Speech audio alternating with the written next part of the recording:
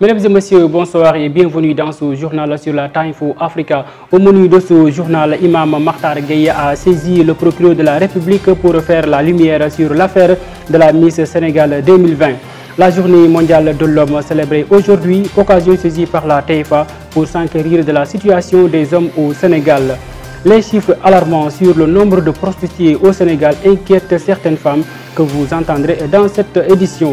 L'international et la page sportive mettront fin à cette édition. Bienvenue au développement. Comme annoncé dans les titres, l'affaire de la Miss Sénégal 2020 fait couler beaucoup d'encre et de salive. Imam Makhtar Gueye a alerté le procureur de la République pour ouvrir une enquête sur ces compétitions. Plus d'éclaircissement avec Fatou Djengue. Amra alerte le procureur de la République en lui demandant d'ouvrir une information judiciaire sur les dessous sulfureux de ces compétitions Miss Sénégal, souvent infiltrées par des maquereaux qui, en complicité avec des proxénètes internationaux, promettent monts et merveilles à ces jeunes filles crédules en quête de gloire et qui n'ont eu que le tort de chercher à échapper aux rigueurs de la crise économique en exhibant leurs atouts féminins. Appel qu'aurait entendu le procureur qui compte s'autosaisir. Pour Imam Makhtar Gueye, ici, toute la lumière devait être faite sur ces scandaleuses organisations de Miss où des mafieux se servent souvent de ce paravent festif pour se livrer impunément à une exploitation éhontée de faibles jeunes filles qu'ils invitent à partager les vies fastueuses de commanditaires anonymes, les pervertissent insidieusement en les entraînant step by step vers des cartels de prostitution de luxe. Plus de 4652 professionnels de sexe, dont 200 vivant avec le VIH-Sida, ont été répertoriés au Sénégal. Ce chiffre alarmant continue d'inquiéter les femmes. Les causes dans ce reportage signé Ousmane Niang et Cheikh Gueye. Certaines femmes s'adonnent à la prostitution. Cette pratique est mal vue par cette étudiante en première année. Elle trouve que c'est pas digne. Mais franchement, c'est pas digne à voir. C'est pas digne à voir pour une femme. Parce que la femme est appelée à être mère. Elle est appelée à être toutes les autres choses du monde, plus important que la prostitution. Je pense que c'est pas une chose digne de ce nom. Et pour elle, la cause? Les jeunes d'aujourd'hui, ils sont peut-être matérialistes. Ils veulent réaliser quelque chose sans travailler. Et ça donne à la prostitution. Cette autre femme, mère de famille, pense que c'est vouloir la facilité.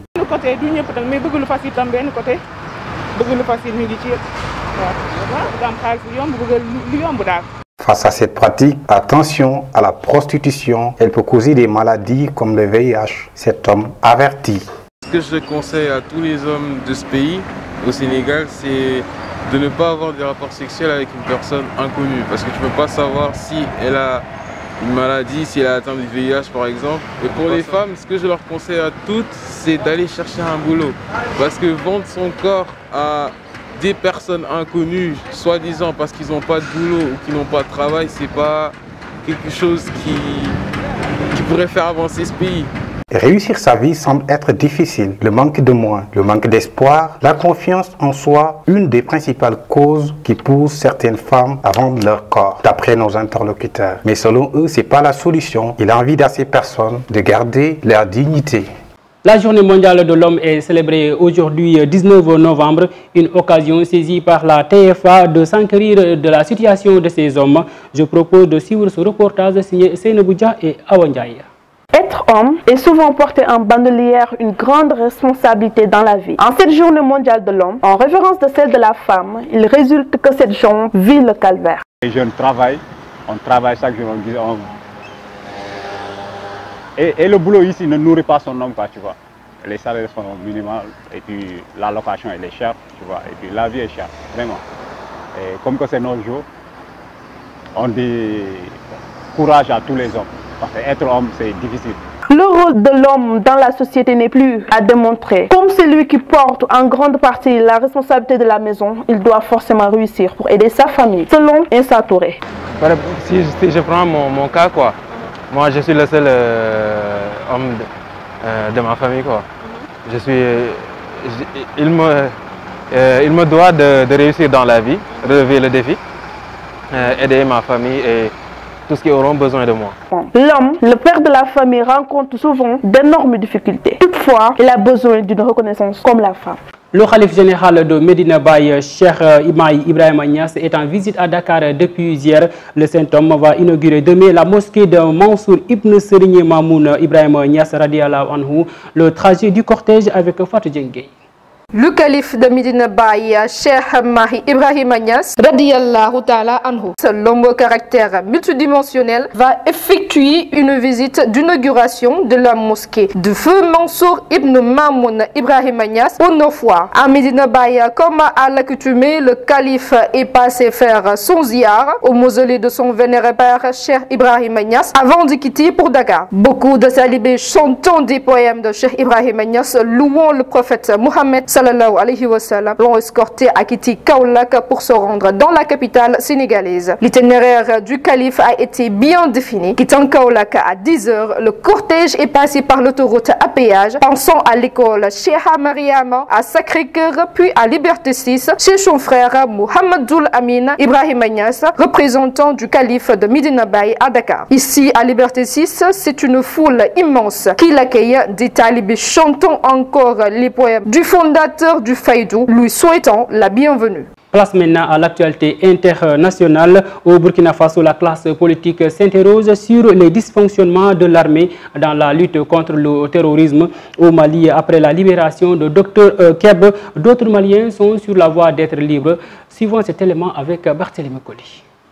Au Burkina Faso, la classe politique réagit face aux dysfonctionnements constatés au sein des forces armées en lutte contre le terrorisme. Majorité comme opposition demande au chef de l'État des mesures fortes pour instaurer la sérénité au sein des troupes. Pour le chef de file de l'opposition, ces dysfonctionnements ne sont pas nouveaux. Cela relève d'une mauvaise organisation depuis 2019. Les soldats ne souhaitent pas en parler de peur d'être sanctionnés par leur hiérarchie, confie Edi Komboago. Dans la loi de programmation militaire de 2018-2022, 725 milliards de francs sont prévus au profit des forces armées et ils n'ont même pas dépensé la moitié de cette somme, a précisé le chef de file de l'opposition, qui soutient qu'il y a une personne qui doit être sanctionnée. C'est le président Roch Marc Kaboré lui-même. Pour Benevendo Sankaré, le président de l'Union pour la Renaissance, mouvement patriotique sankariste, ces dysfonctionnements sont la conséquence d'une division au sein de l'armée depuis les mutineries de 2011 et la dissolution de l'ancien régiment de sécurité présidentielle. Selon le président du tout nouveau parti sankariste, membre de la majorité présidentielle, l'armée est minée par la corruption et la politique. Pour lui, il faut restructurer l'armée en suivant l'exemple du Guinée, secouer le cocotier et mettre à la retraite certains hauts gradés et confier le commandement opérationnel aux jeunes. Au Mali, la frustration des proches des otages toujours détenus est grande. L'annonce de la libération du chanteur Keb et de ses accompagnateurs en début de semaine a évidemment été accueillie avec joie par tout le pays, mais d'autres sont toujours en captivité au Mali depuis parfois de longues années. Les proches s'impatientent mais restent plus déterminés que jamais à obtenir leur libération. Le journaliste français Olivier Dubois a été enlevé en avril dernier au Mali. Américains, Roumains, Australiens, Allemands, d'autres otages occidentaux patientent depuis parfois plus de 6 années. Bien plus nombreux sont les otages maliens. Ils sont plusieurs dizaines. Tous les cas ne sont pas relevés. Conseillers minaux, maires, professeurs, militaires. Pour la plupart, il s'agit de représentants ou de symboles de l'État. Après la libération du chanteur Dr Kébé, Takuba Madi Dembélé a été reçu au ministère de l'administration territoriale pour parler des autres otages toujours détenus. Il déclare que tout est mis en œuvre pour obtenir la libération de tous les Maliens retenus en otage. La page sportive à présent, la Ligue sénégalaise de football professionnel veut donner plus d'attractivité aux matchs pour cette saison 2020-2021. En tout cas, c'est ce qu'a déclaré Amsa Tafa, le directeur exécutif de la Ligue Pro. Je vous propose de l'écouter. Le président l'a dit, le vice-président l'a dit. Cette année, nous avons fait un symposium. On nous a demandé quand est-ce que vous allez changer, quand est-ce que vous allez effectivement changer de cap. Le symposium était le moment. Et un des actes forts de ça, en tout cas de ce symposium, c'est justement faire en sorte que nos compétitions soient beaucoup plus attractives en termes, disons, d'événementiel, également en termes de spectacle, mais aussi en termes de visibilité. C'est vrai, Momar encore l'a rappelé, nous avons fait pas mal, disons, de visites. Hier, déjà, on était sur la journée de partage avec les commissaires, qui jouent un rôle extrêmement important, effectivement, dans le déroulement des compétitions, du point de vue organisationnel, du point de vue également, disons, de la maîtrise justement de notre organisation. Aujourd'hui, un des actes, c'est également la conférence de presse que nous organisons concomitamment, en tout cas entre les deux équipes, pour que véritablement nous lancions, en tout cas, cette saison. Ce lancement ne devrait pas s'arrêter également juste au niveau de ce match. Il devait faire une tache d'huile, en tout cas, sur toutes nos compétitions.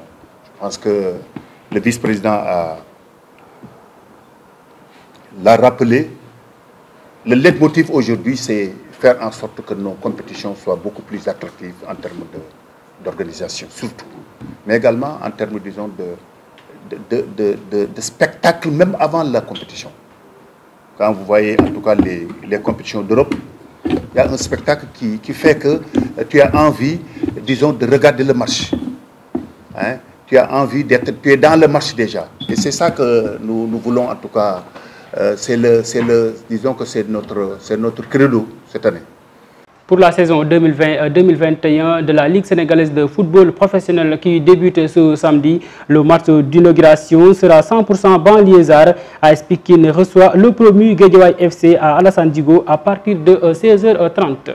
Encore un cas de mort subite au Sénégal sur un terrain de football. Cela s'est passé jeudi aux HLM Grand Médine. Selon nos confrères de Dakar 7, c'est au jour de l'ASC HLM Grand Médine. La victime Malik Diagne a piqué un malaise pendant qu'il jouait au football. Alertés, les sapeurs-pompiers sont venus prendre le corps sans vie et le déposer à l'hôpital. Une enquête est ouverte pour déterminer exactement les causes du drame. La FIFA a déclaré avoir reçu mercredi une plainte de la Fédération sud-africaine de football qui conteste la sortie des Bafana Bafana des éliminatoires de la Coupe du Monde 2022. L'instance a demandé au Ghana, adversaire du jour, de fournir des documents nécessaires au plus tard samedi pour que le différend soit tranché selon un communiqué de la FIFA. En lutte avec frappe, le CNG a désormais interdit aux lutteurs sénégalais de combattre en MMA aussi longtemps que les contrats qu'ils ont signés ne seront pas honorés. Selon Sunulamb qui donne l'information, l'instance de la lutte sénégalaise limite la participation au combat MMA aux seuls lutteurs libres de toute obligation contractuelle. Les lutteurs réfractaires sont exposés à des sanctions. Mesdames et messieurs, cet élément met fin à cette édition. Merci de l'avoir suivi. On vous donne rendez-vous demain à la même heure sur les antennes de la Time4Africa.